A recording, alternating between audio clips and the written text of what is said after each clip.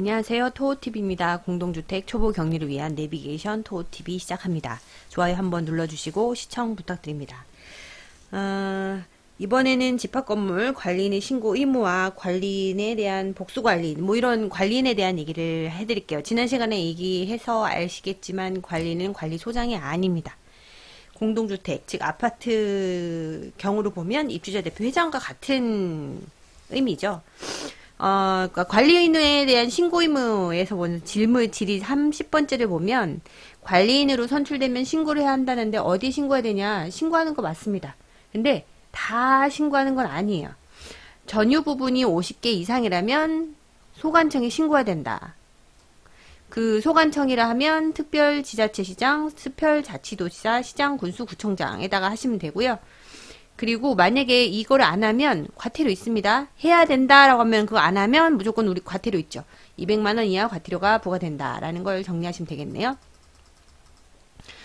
제가 지금 부랴부랴 집합건물을 잽싸게 빨리빨리 하려는 이유가 저희 집합건물 ERP 그 매니저 2급 자격증 과정을 멤버십을 진행하려고 하니까 이런 기본적인 게 있어야 그거에 따른 내용을 이거는 그 집합건물에 대한 이런 사례가 있고 이런 규정이 있고 이런 것들 알아야지 그게 똑같이 회계도 반영이 되잖아요. 그러니까 이게 큰 카테고리라면 회계는 그 안에 들어가는 카테고리에서 우리가 자격증을 따는 건데 큰 제반 지식이 없으면 이해가 쉽지 않습니다. 우리가 공부를 할 때도 한 집합, 예를 들어서 A라는 집합에 있는 꽃에 대해서 전체를 배우려면 자연을 먼저 알아야 되죠. 자연에는 나무도 있고 땅도 있고 흙도 있고 그래야지 꽃을 배우고 꽃의 뿌리 잎사귀 햇빛의 광합성화 이런 거 이해가 되잖아요. 그러니까 이런 거 똑같아요. 배경 지식을 어느 정도 갖춰 놔야 그 다음에 지식이 들어가기가 좀 쉬워요. 이게 다른 말로 가지치기라는 거죠.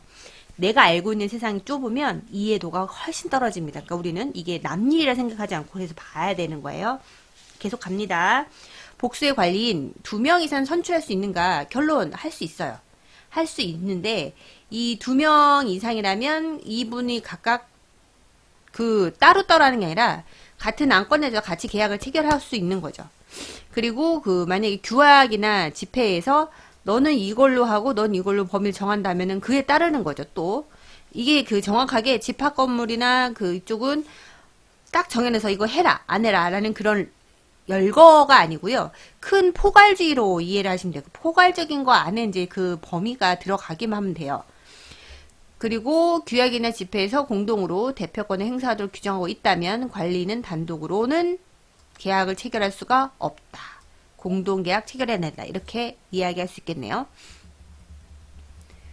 구분 소유자의 수와 과반수 의결권의 그 과반수가 서로 달라. 이거는 좀 되게 특이한 경우인데 관리인 후보자로 2명이 출마를 했대요. 한 명은 구분 소유자의 과반수 동의를 얻었고 다른 한 명은 의결권의 과반수 동의를 얻었어요.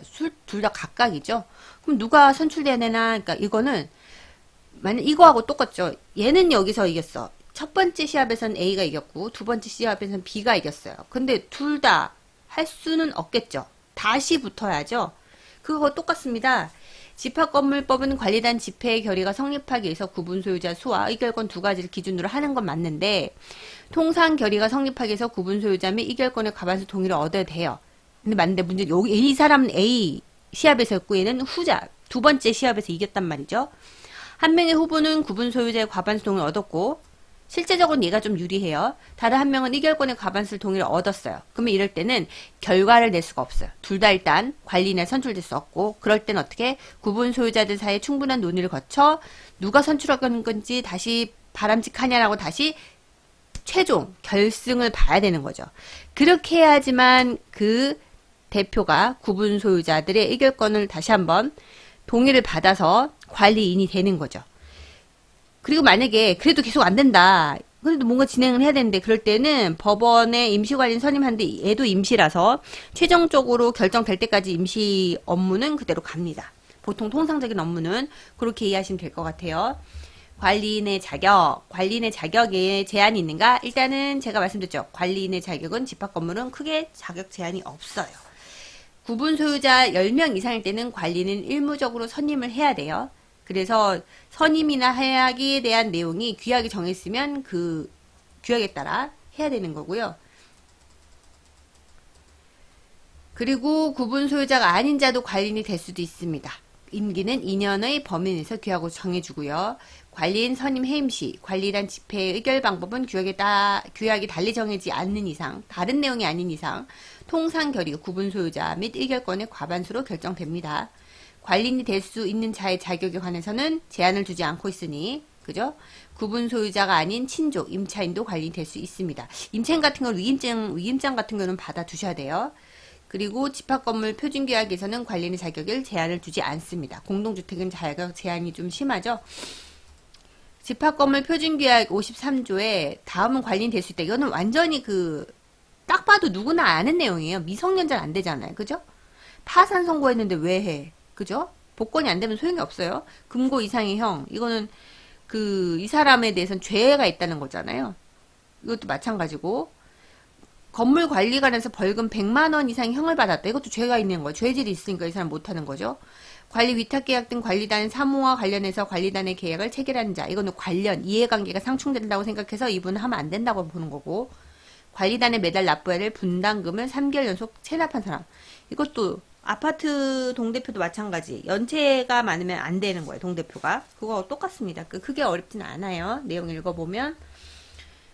우리가 이거를 달달 외워서 자격증 따려는 건 아니고, 일단 제반 지식을 알고 있느냐, 모르고 있느냐, 그 내용이에요. 그럼 이제 아까 했던 내용을 들으면 요 진리는 좀 응용이 되겠죠. 규약으로 구분 소유자만 관리인이 되도록 정할 수 있을까요? 자, 그러면 밑에 있는 내용을 모른다고 생각해도 우리는 될 수 있다, 없다를 얘기할 수 있겠죠. 왜? 제한이 없다고 했잖아요. 결론은 됩니다. 구분 소유자만 관리인 되도록 정할 수도 있는데, 집합건물은 관리인 자격 제한을 하고 있지 않지만 대신 규약으로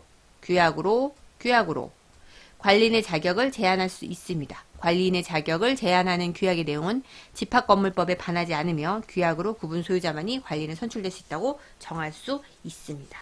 이렇게 보면 그러니까 우리가 좀 이렇게 그냥 혼자 읽으면 이해가 안 되는 것들이 좀 대충 있을 수가 있어요. 근데 좀 얘기 들어보고 나면 좀 이해는 좀 빠르시죠? 마지막 하나 더 보고 끝내겠습니다. 구분 소유자의 배우자도 관리인이나 관리위원이 될 수 있는가? 자, 그러면 아까 했던 거 응용해서 구분 소유자도 배우자도 관리인이 될 수 있다? 될 수 있죠. 근데 관리위원은 조심해야 됩니다. 이거 색깔을 좀 딸리 해야 되겠죠? 자, 볼게요. 구분 소유자의 배우자도 관리인이나 관리위원 될 수 있는가? 구분 소유자가 아니어도 관리인이 선출될 수 있어요. 관리인은 구분 소유자가 아니어도 선출될 수 있어요. 따라서 구분 소유자의 배우자도 관리인이 선출될 수 있죠. 근데 요거 관리위원의 자격은 구분 소유자로 한정됩니다. 관리위원은 뭐예요? 관리인들이 대표를 맡는 게 관리위원이잖아요. 그죠? 그 관리위원이 될 사람은 제한이 있다는 거죠. 관리위원은 구분 소유자로 한정됩니다. 동별 대표자의 경우와 달리 구분 소유자를 대리하는 배우자, 직계 존속, 구분 소유자가 아니므로 관리위원을 선출할 수 없습니다. 한마디로 관리위원은 관리인이 원래 대표로 이제 업무를 추진하는데 대체적으로 집합건물은 의결권이 있는 사람한테 얘기를 듣고 이제 그 사람이 최종적으로 시행을 하는 거예요. 대표들이 모여서 있는 게 관리위원회잖아요. 그죠? 그분들이 관리위원회들이 같이 모여서 회의를 해요. 그러면 집회를 해서 결의가 성립되면 그 결의에 대해서 시행하는 사람이 관리인인 거죠. 관리인인 거죠.